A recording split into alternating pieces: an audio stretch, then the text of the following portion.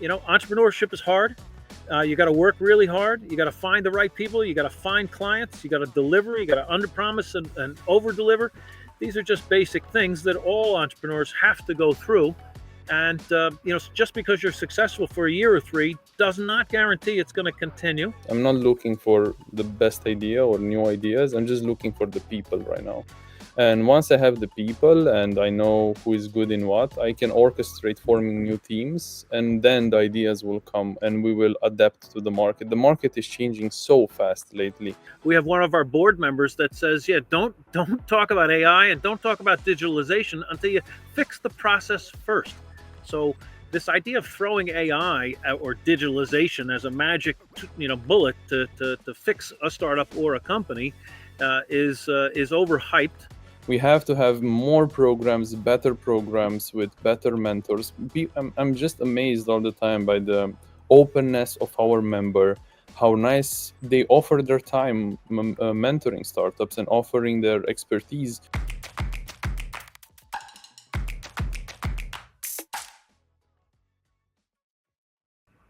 Salutare tuturor și bine ați venit la un nou interviu Startup.ro. Eu sunt Oana, iar azi am bucuria de a avea alături de mine doi reprezentanți ai ecosistemului de startups din Cluj, doi angels implicați în Transylvania Angels Network și în Cluj Startups, Emmett King și Mihai Naș.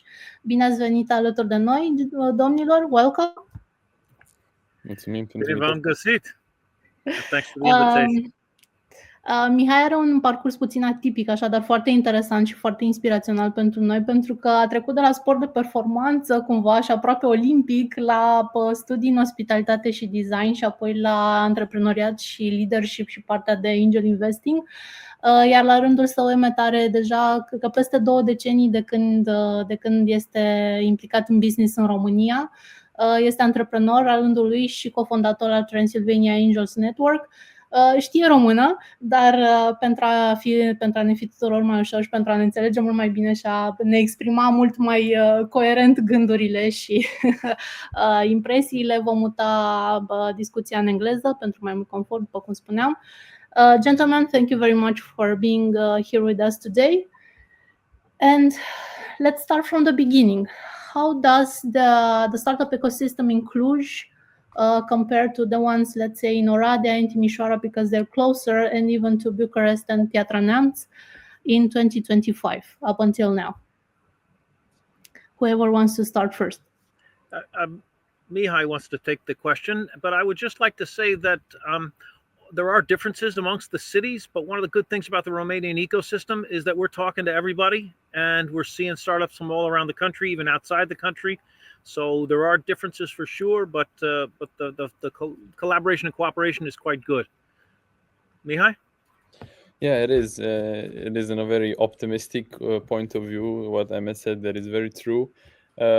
Lately, what I've seen happening, and I kind of got very frustrated, but I'm using this frustration to build, and I think is the right power to have, is that I'm taking an example from Piatra Neamț, from Timișoara, and from Oradea, and I'm applying it here in Cluj, because what I've seen is not very consistent in projects, especially regarding building the founders, keeping them very close, and then following up with other kind of programs or initiatives at every step of the way, right? So we have what they do in Piatra Neamț. I love the process they have from Ikigai, from very, very early stage when you just discover yourself until scaling up to USA, programs for each step of the way, right?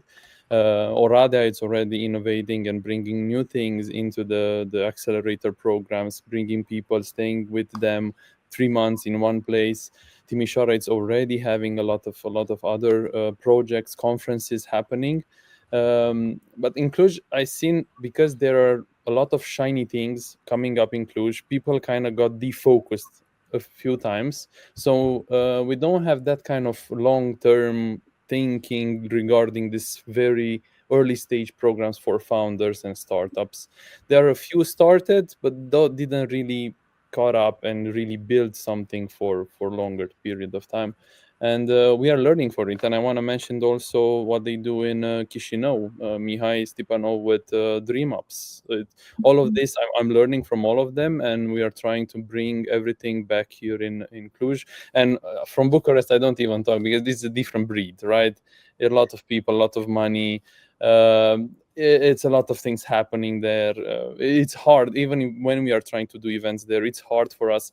I don't understand a lot of it, but we are happy that we can collaborate with them anytime.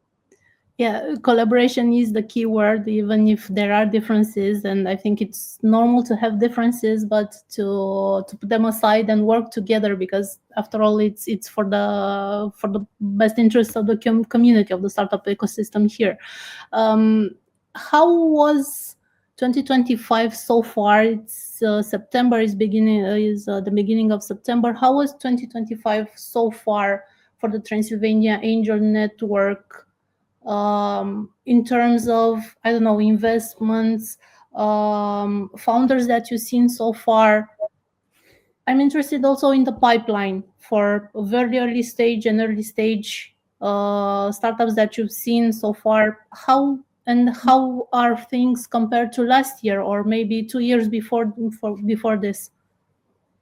So basically, what we've seen, it's a slow decrease, especially in the quality of it. We are looking for better and more advanced startups, because right now all this new technology that came about kind of made us be more careful in what we invest in. So lately, we kind of took a step back, and we concentrated more on building the community around the investors, to build trust among us, and after that to be able to lead easier new round of investment. We did one investment this year in Bravex, but other than that, we did a few deep dives, we were a few advanced discussions, but never really sent the money yet. But what we've seen is very important, the trust between our members, and this is what we've been focusing on lately. Compared with last year, when we had more investments, but still the quality of the startups, from my point of view, it still has to increase, and especially the quality of the founders' mindset has to increase. What do you mean when you say the quality has decreased in the founders and also in the startups? Or what kind of quality of what they're presenting, or what they're pitching to you, their ideas as a whole, and the potential? We are talking about a lot of buzzwords that are just coming about AI. Everyone thinks that they do a chat with AI, it's a new invention and is going to disrupt the market. So it's a lot of noise happening, and it's been our duty for our members to filtrate this noise and be able to really find the real value. And what we see is that only very experienced founders, one, second, third, fourth company, really bring new approaches or a real business to the table. So this is why it kind of decreased, because this AI kind of makes you think that you're reinventing the wheel and you're doing something really great, but actually maybe you're just wrapping up some APIs. And it's a change. It's a change happening in the ecosystem. But for us, as I said, we are more focusing right now on building this community around our investors, and be ready when the time comes to be able to invest in the right startups and founders. Thank you very much, Mihai. Emmett, please. Yeah. And from my side, last year was 3 investments, but they were all in the end of the year. So I think we're pretty close on a second one. We'll see about maybe yes, maybe no on a third one to see if we match. But back in the day, several years ago, we were, 6, 7, 8 investments in a year. Now we're talking 2020, 2020, 21. So certainly there is a difference. And I think macroeconomics feeds into that, as well as Mihai's points about us being more critical about where we're willing to put in our money, because that's the idea from the angels. It's our money, and so it's a little different than the VCs who are spending somebody else's money.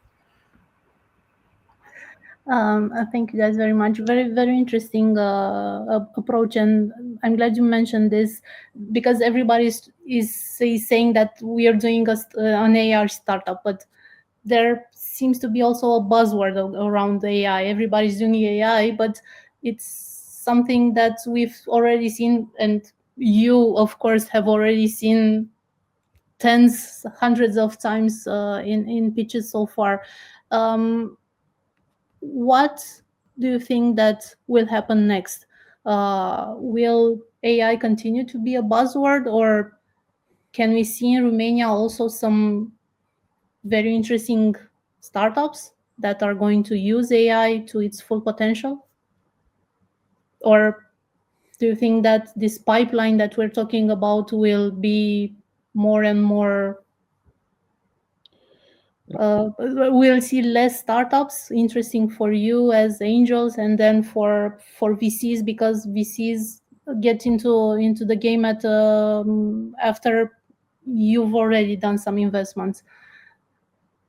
Yeah, what my point of view and what we are doing, I just changed the focus. I'm not looking for the best idea or new ideas. I'm just looking for the people right now. And once I have the people and I know who is good in what, I can orchestrate forming new teams, and then the ideas will come and we will adapt to the market. The market is changing so fast lately.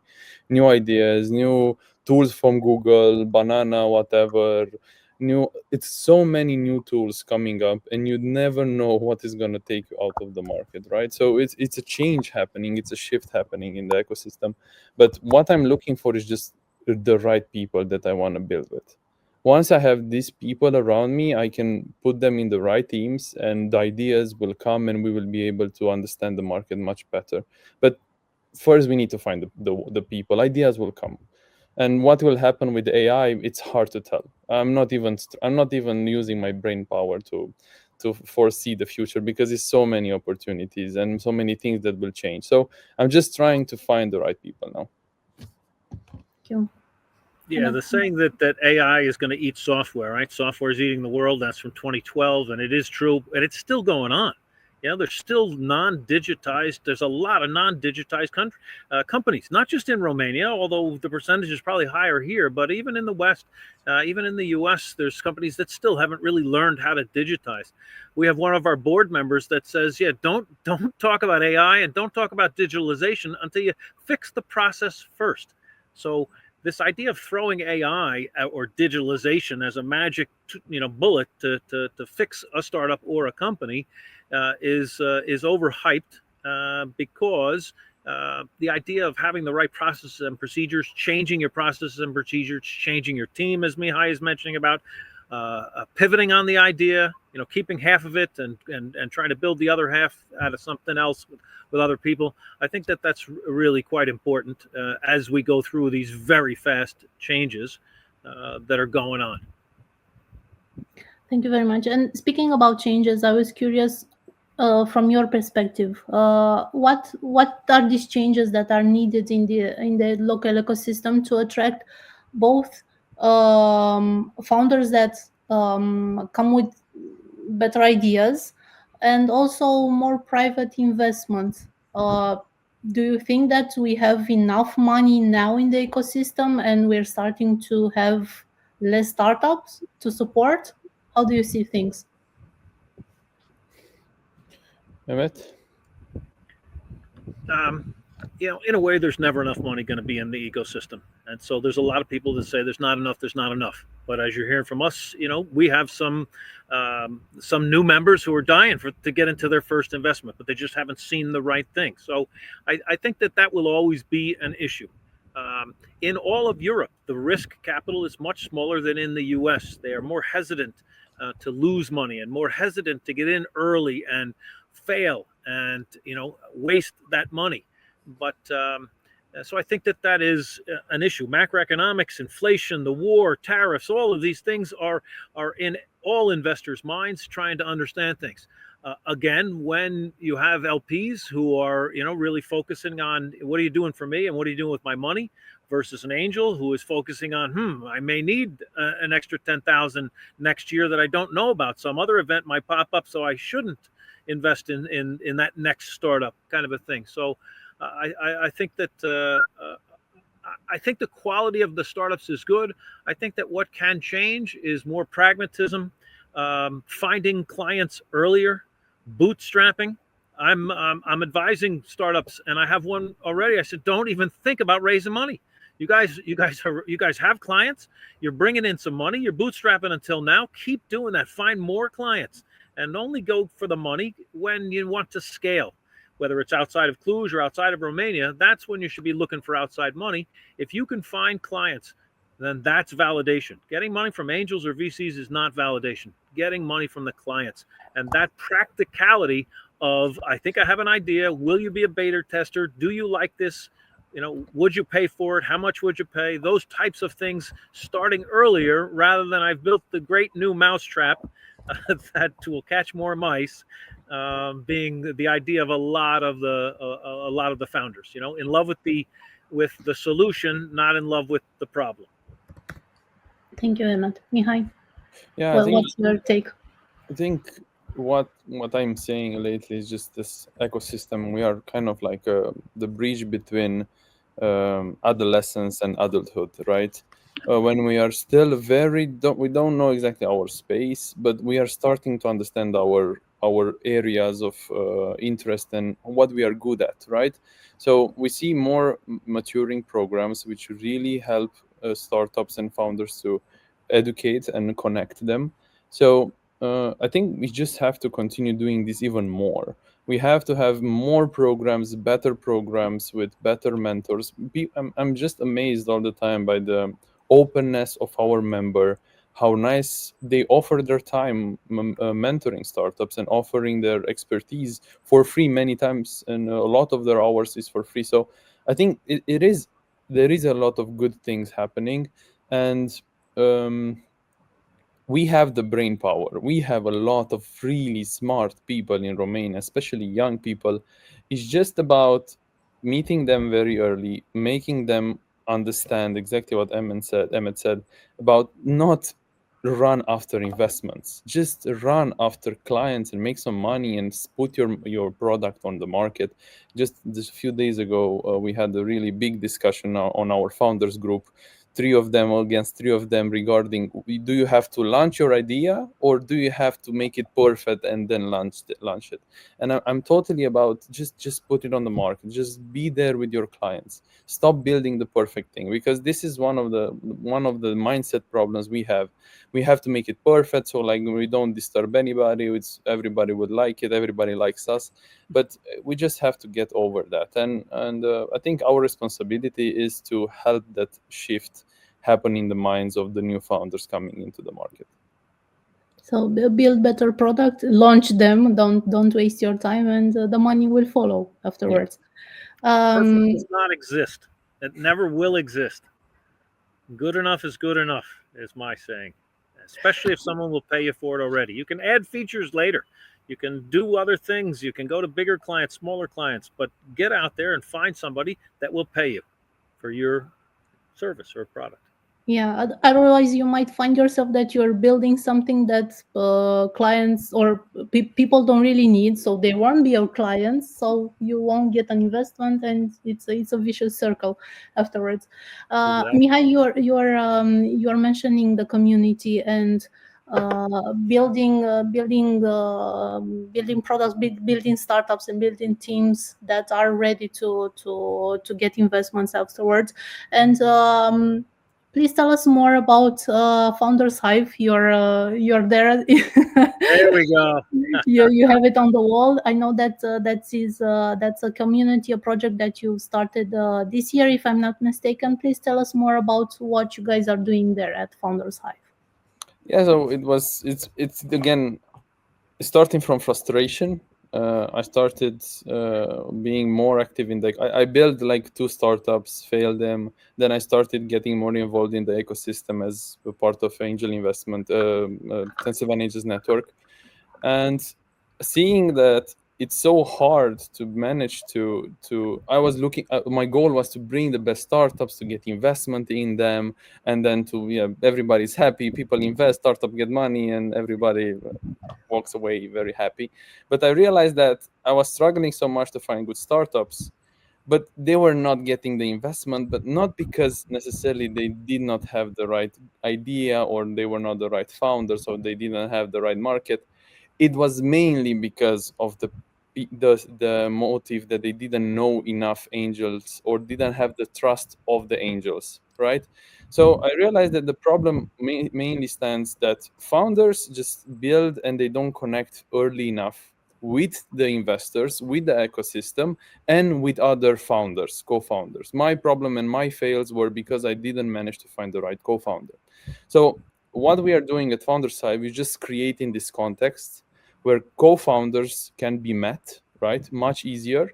But not only that, I'm taking a much human approach, and I want to know them much better, right? And I want to orchestrate the forming of new teams.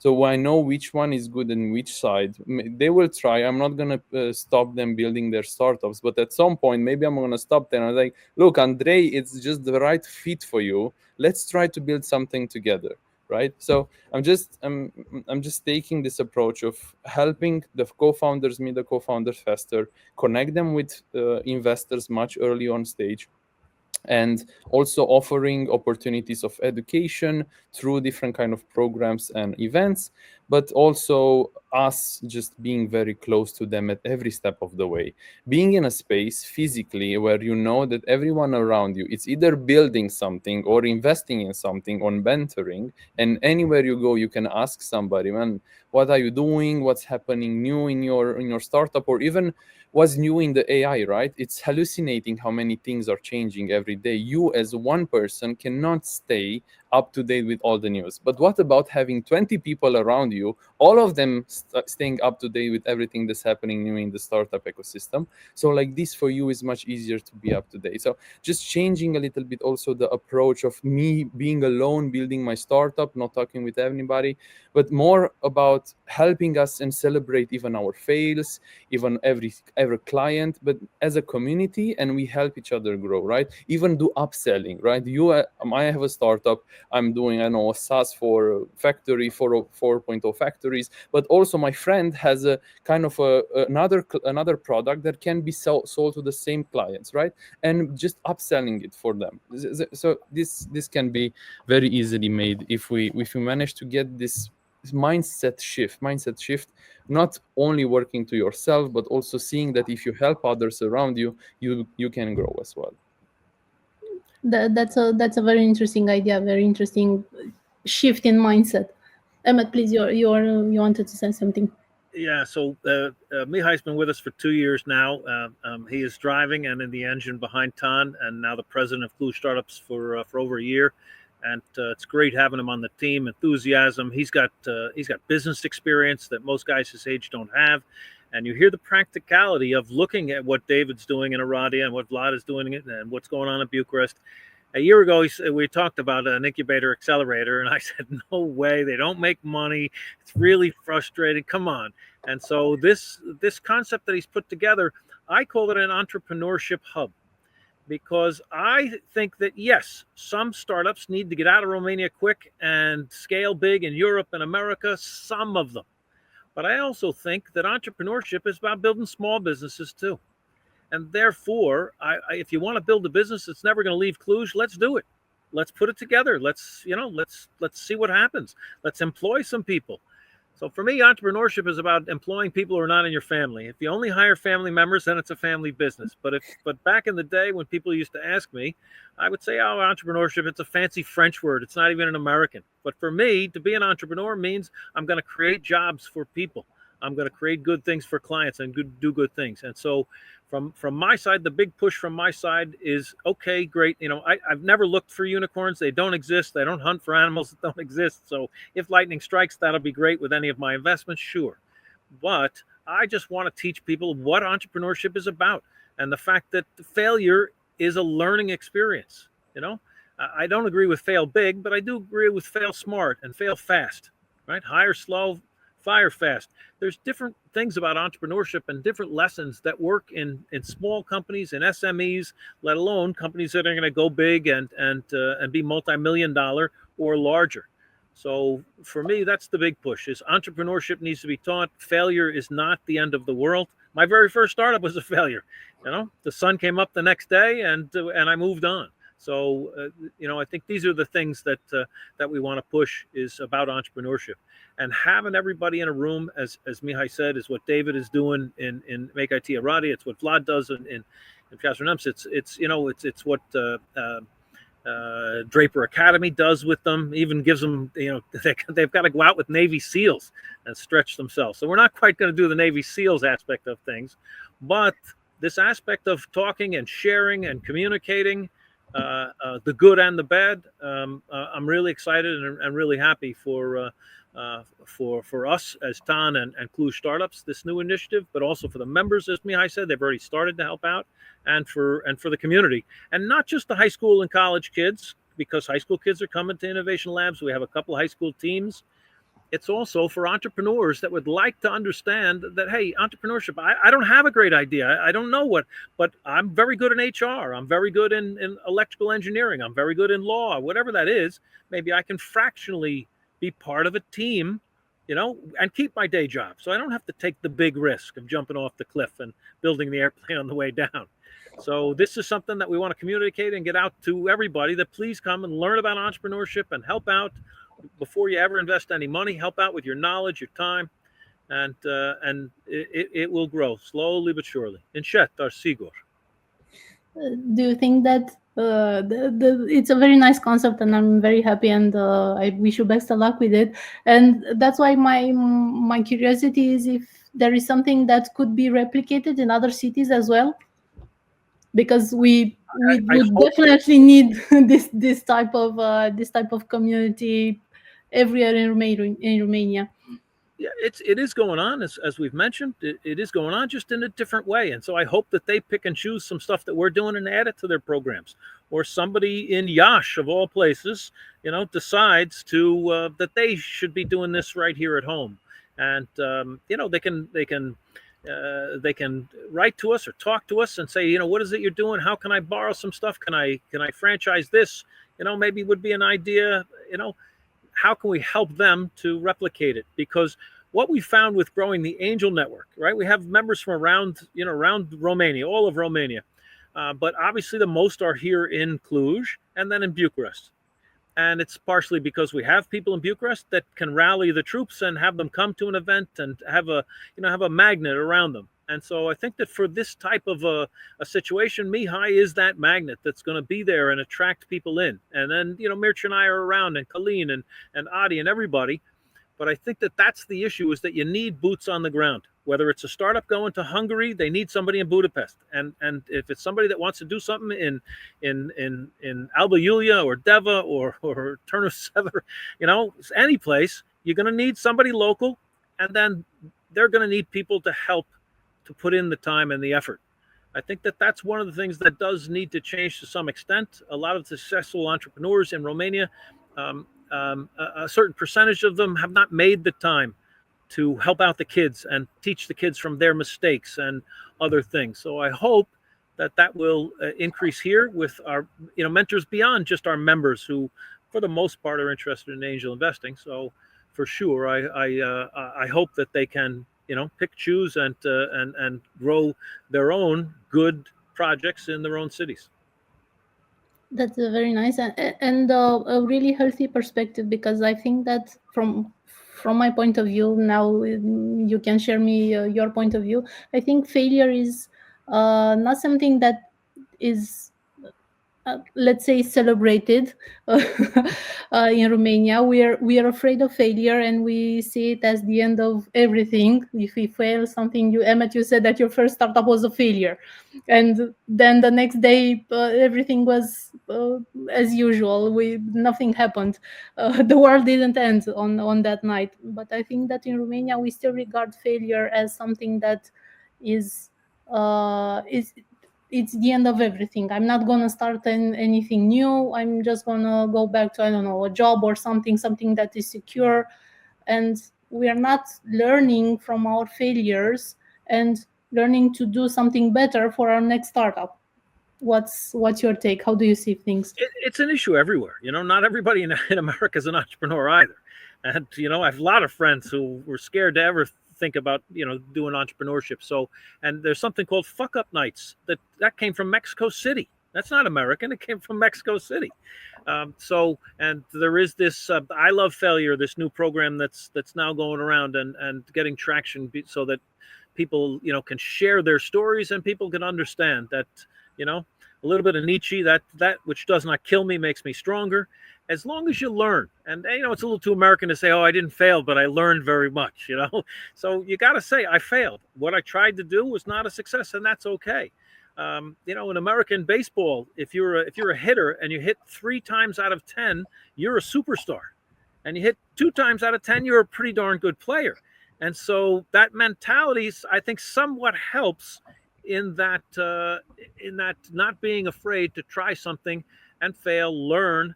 And whether it was your mistake, it was the team, it was the timing, it was the lack of money, they learn from that and then do better next time. And what's nice is we're starting to see second-time founders in Romania. For a long time, we didn't see any of them. One of my angel investments was in second-time founders, and it's going to fail now. So it isn't necessarily a recipe for success. The first one was a success. The second one is now going to close. But it just gives you a different perspective. There's VCs in Silicon Valley that won't invest in first-time founders because they want somebody to learn on other people's money and make mistakes on other people's money, and then come to me when you really know how to run a P&L statement and a balance sheet and cash flow. So it's everywhere. If you're a failure, failure's hard. It's really hard to fail, but you realize that that you can move past it, learn from it, and get stronger. Most successful entrepreneurs are not successful in their first startup or two. They're not. They're older. At least in the US, it's in their 40s. And it's their second, third, fourth startup, some of the statistics. So it's understandable. Thank you very much, Emmett. Mihai, please, if you want to add something. Just very short. So what happens about this startup world with the founders that start first, their first business is a startup. It is a very long process. Finding the idea, validating it, talking with the clients, building the product, going to programs, talking with investors, getting no's.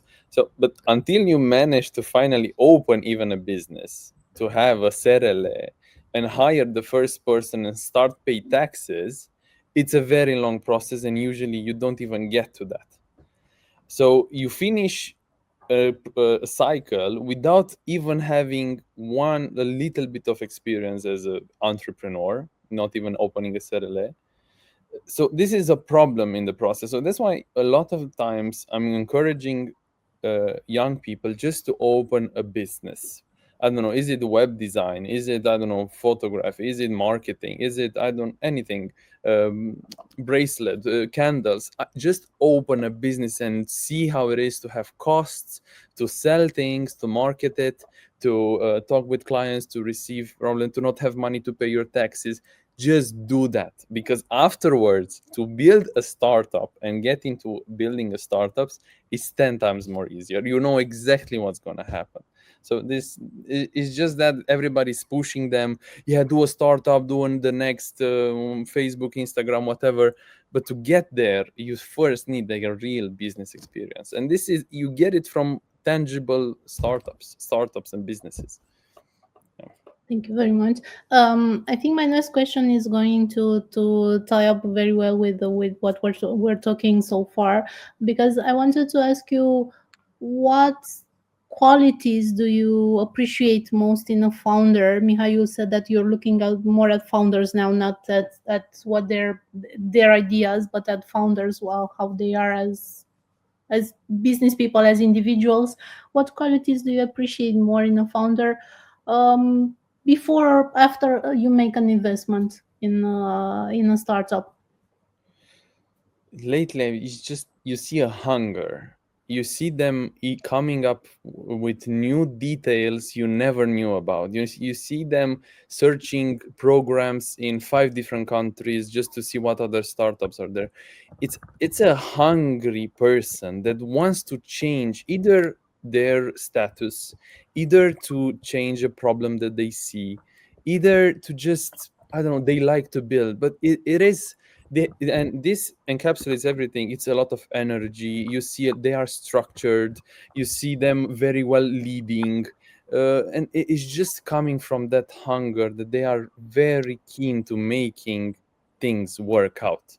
And when you see them just finding positive things when you say negative ones, it's just like, I love that. And you see them just finding opportunities and how to solve things, not barriers in front of them. That's pretty nice. Thank you very much, Emmett.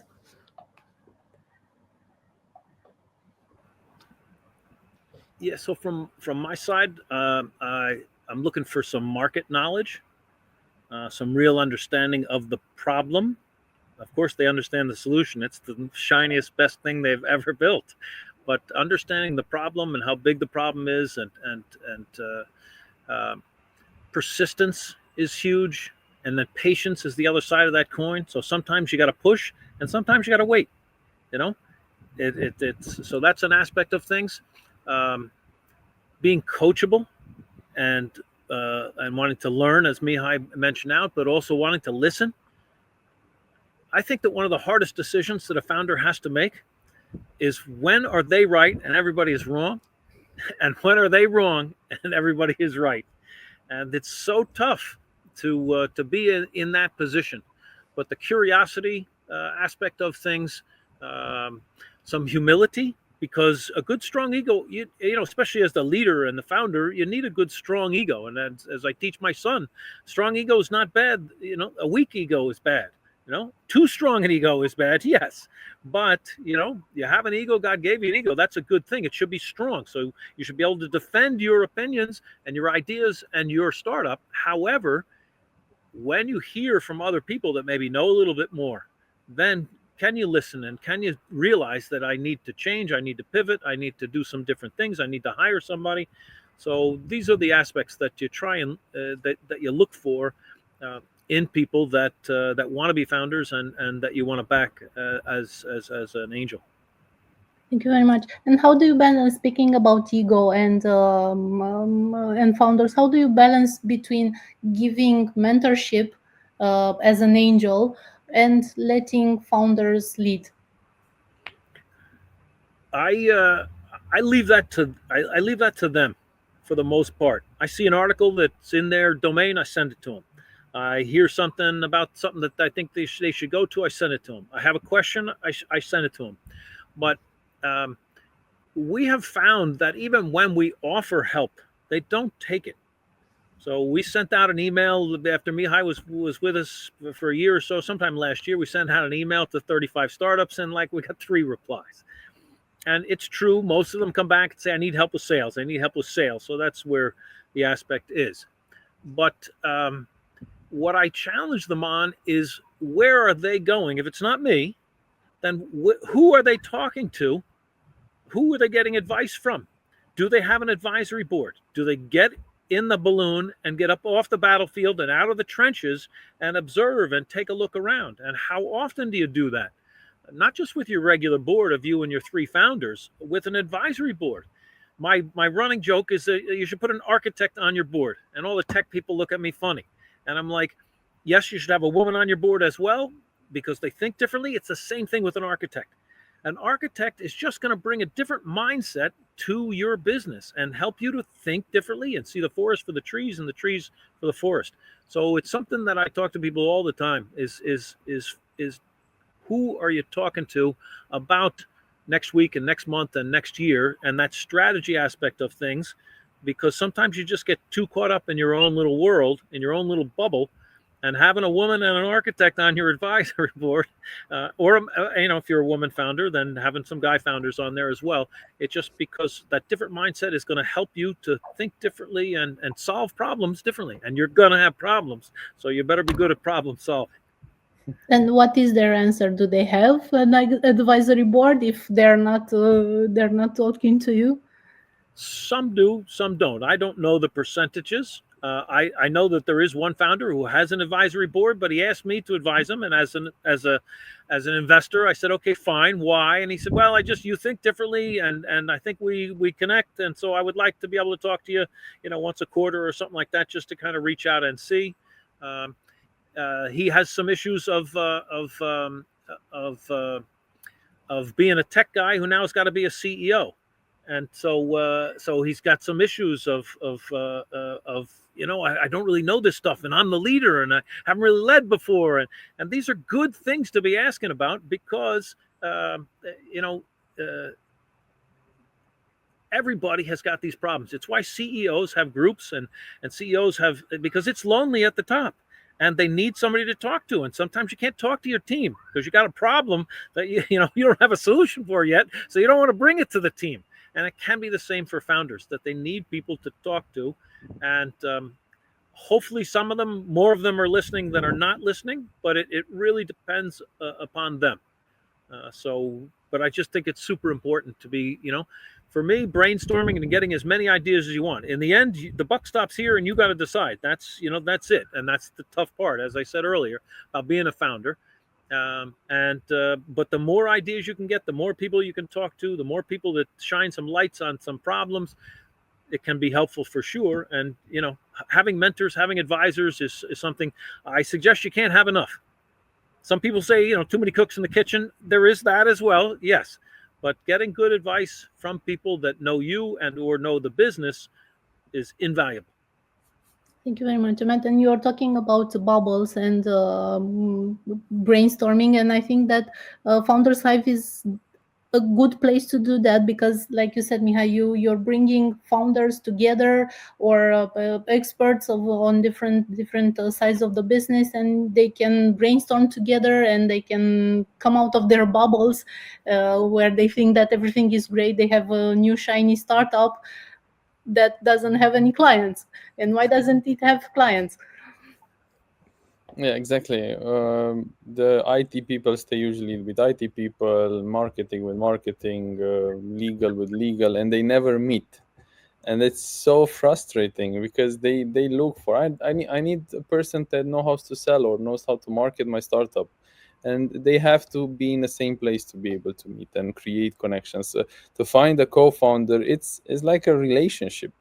It takes a while. You're gonna fail a few times. You usually do, like, you avoid red flags. You say no, maybe it's not like that, but it is like that. If you see a red flag, it means that there is something wrong there, and you should be able to address it, right? So it's just putting them in the same bucket. And the younger they are, I've noticed one thing.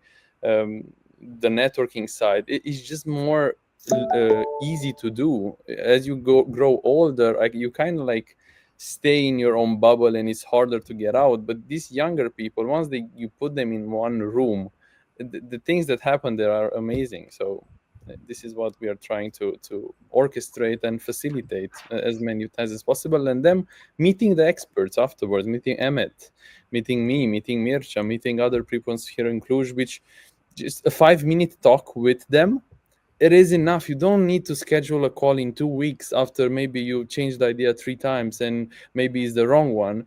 A 5 minutes talk with Emmett can bring you an idea that you haven't thought about.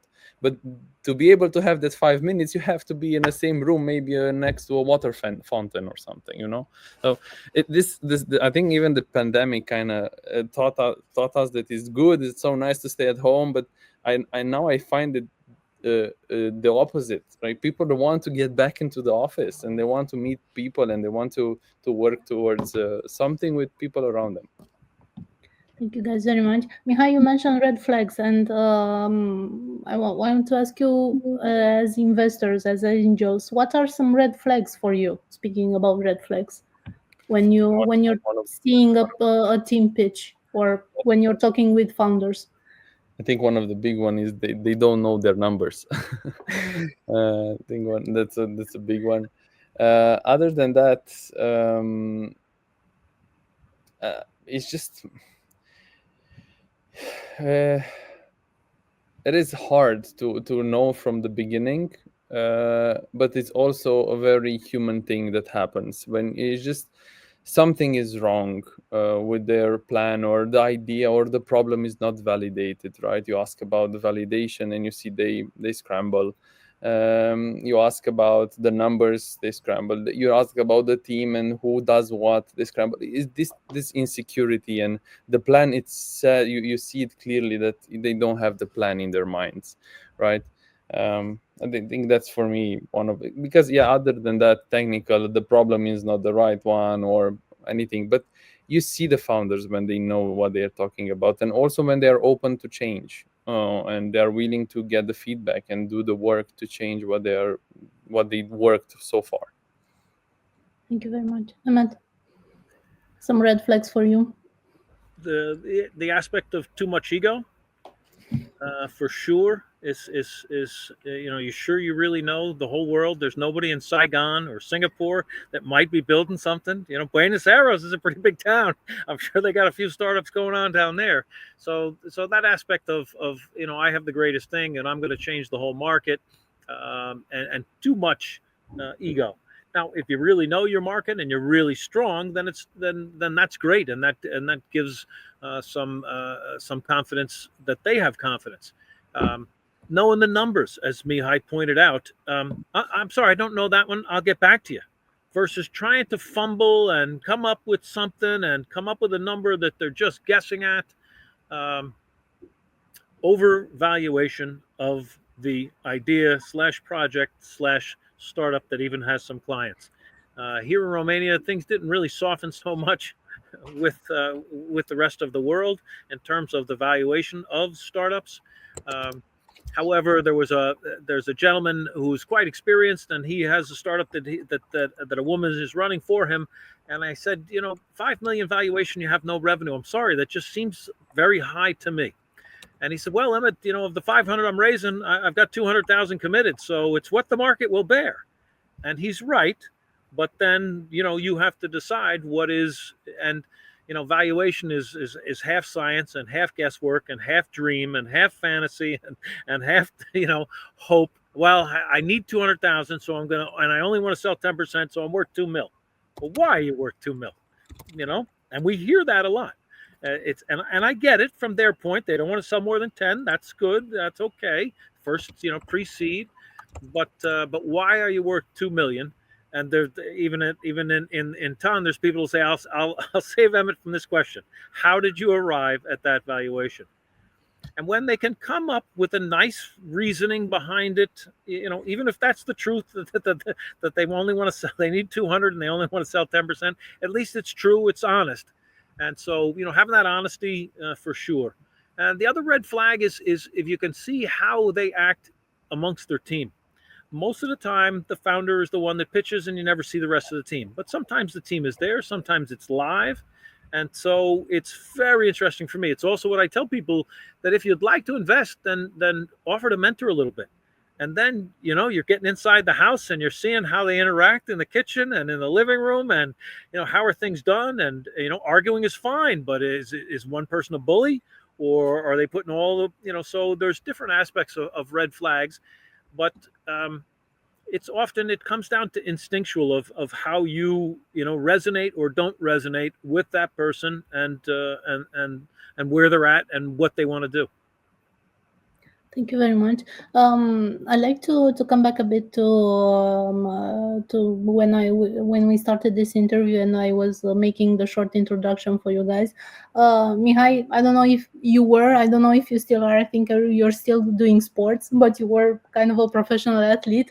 And I want to ask you, what did you learn from that experience in sport and as a professional athlete that can be applied in a startup? And what lessons did you bring with you for your experience now, also as an investor and as a founder? And you would like to, or you're advising founders with something that you've learned along the way from all this experience? I usually resume due to 3 things, and one of them is going to be consistency.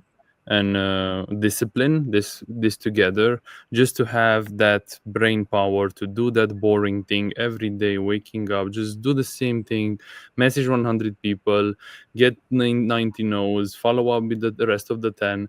Just doing that boring thing. For me as a swimmer, you just stay in the water like 4 or 5 hours a day, just you, and you hear the water clipping in your ear, and it's just that. And it's hard, it is boring, it's long, sometimes gets cold, painful, but you just have to get there and do that every day until you manage to we swim, and we were training for 6-8 months, and to just do like 0.2 seconds better, right? So it's just, you have to be very consistent. Second one, it's regarding with failing and just getting back up, and just looking back and going forward, because in competitions you usually have 4 or 5 days of different kind of races, and probably in the first day, until you use a new pool, a new city, a new kind of atmosphere, you usually break it, and it's very bad. But you have to get up. So you train 6 months. The first one was a fail, but you have a very important race next day. You have to get up. You have to forget everything and just get back to it. And the third one would be just the hard work that it takes, and just be ready to go all the way, and it's gonna be fine. Nothing's gonna happen. Thank you very much. Very cool lessons. You can apply them everywhere in life and in profession. Thank you, Mihai. Emmett, my question for you is regarding your background, and your citizenship. You come from a deeply entrepreneurial country. Like you said, not everybody in America is an entrepreneur, but there are plenty of entrepreneurs, and I think that there's a more entrepreneurial spirit there. Maybe because they didn't go like us through several years of communism. You came to Romania. You've helped start Transylvania Angels Network here.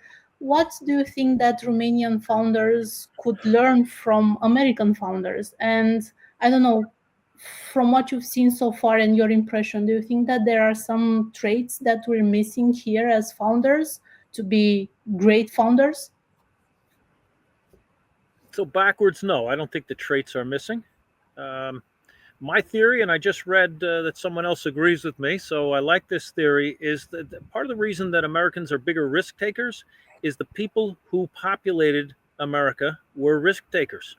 They came from little villages in China or Europe or wherever, and they decided to go to a place where they didn't speak the language, and they didn't know how it worked. They didn't know where it was. It sometimes took months to get there. It cost all of their savings, and they showed up and didn't have any money. And it was for either themselves as younger people and or older people that were doing it for their kids. So their kids would have a better life than they would in that village in wherever. And so that mindset, I think, is why America is bigger at risk taking than the rest of the world, because those that came there were the risk takers. A lot of them died. A lot of them didn't make it. A lot of them died poor when they got here. They weren't successful. So I think that that the things that Mihai talked about, entrepreneurship is not easy. But what I knew growing up is that working for the man is not a solution either. Companies go bankrupt, right? And companies get acquired and half the staff gets laid off. And so that happened to my dad. And for me, what I saw was that the guys who were baseball coaches and basketball and soccer and these other things, they were all small businessmen. And for me, what I saw was that they were in charge of their time and their schedule. And my dad could not show up at 3 o'clock for a baseball practice because he was working till 5. So that was something that showed me one of the big advantages of entrepreneurship is that your time is your own. So we talked earlier about the aspect of the fear of failure. That is changing slowly but surely. Collaboration and cooperation, not necessarily, great traits in Romania for sure. I think if you look at the story of the neighbor's goat, in America, if the neighbor has a goat, I don't have a goat, I'm going to have 5 goats, right? That's the American thing. But here, to kill the neighbor's goat, I mean, gosh, where's that? So, but again, that's the stereotype. right? I grew up near New York, and all New Yorkers are not the same. But a stereotype comes from somewhere. Same thing in Bucharest versus Cluj. The stereotypes are there. But I think that what I know for sure is in the 20 years that I've been here, I found a lot of Romanians that like the idea of concurență prietenoasă, friendly competitors, talking, collaborating, working together and doing things. And that's what we're doing here in the startup ecosystem. It's a great example. It really, really is a great example. But I did it in training and back in the day. I did it in IT. I'm doing it now in cybersecurity, where I'm talking to the competitors and I'm saying, hey, let's do some things. I'm a little better at this than you are. And so I think that idea, as Mihai also pointed out before, adding Andre to your team. Well, Andre's not on the team. He's not, that aspect of things, I think is needed.